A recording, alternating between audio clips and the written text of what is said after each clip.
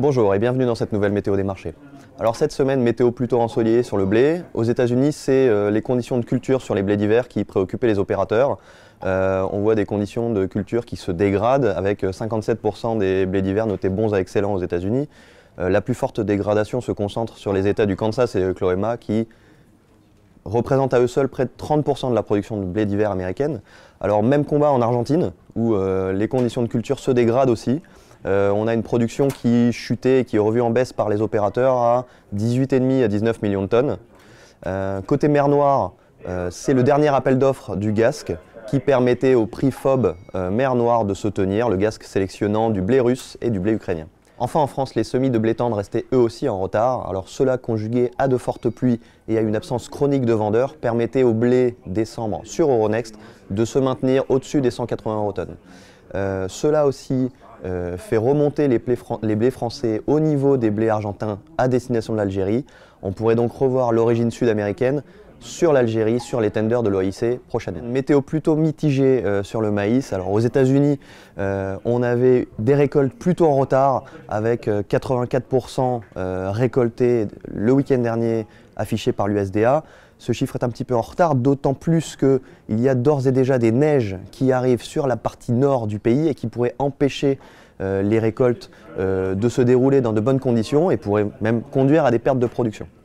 Ceci ajouté à des exports en très net retrait par rapport à l'année dernière et une filière éthanol, une demande pour la filière éthanol qui est elle aussi décevante.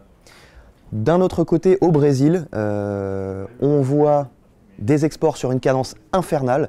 On pourrait même s'attendre à un chiffre d'export pour cette année au-delà des 40 millions de tonnes, ce qui constitue un véritable record. Tout ça tiré avec une consommation domestique animale plutôt forte. On conduit les prix intérieurs à s'afficher sur des niveaux très élevés, ce qui pourrait même conduire les opérateurs à terme à importer du maïs. Alors météo plutôt mitigée aussi sur le complexe oléagineux. Tout d'abord, la graine de soja perdait 8% depuis la mi-octobre. Ceci s'explique par toujours des doutes sur la relation commerciale entre la Chine et les États-Unis.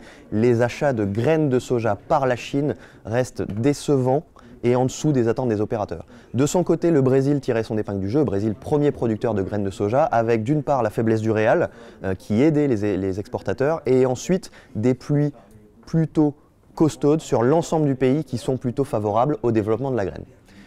Côté graines de colza, situation complètement différente et inverse. On voyait la graine de colza sur Euronext qui payait depuis la mi-octobre. Alors ceci s'explique majoritairement par deux facteurs. D'une part, des conditions plutôt sèches sur la France qui ont empêché les semis de colza de se réaliser dans de bonnes conditions et aussi avec une grève ferroviaire dans la première compagnie canadienne qui empêchait la graine de colza ou de canola de sortir du pays vers des destinations européennes. Alors cette situation se détendait plus récemment, d'une part parce que la grève s'est arrêtée au Canada et d'autre part parce qu'on a vu arriver des pluies sur la partie ouest de l'Europe qui ont permis de détendre les cultures et qui pourraient nous faire attendre des surfaces en Allemagne et en France équivalentes à celles de l'année précédente. Merci à tous de nous avoir suivis et rendez-vous le mois prochain pour une nouvelle météo des marchés de Noël.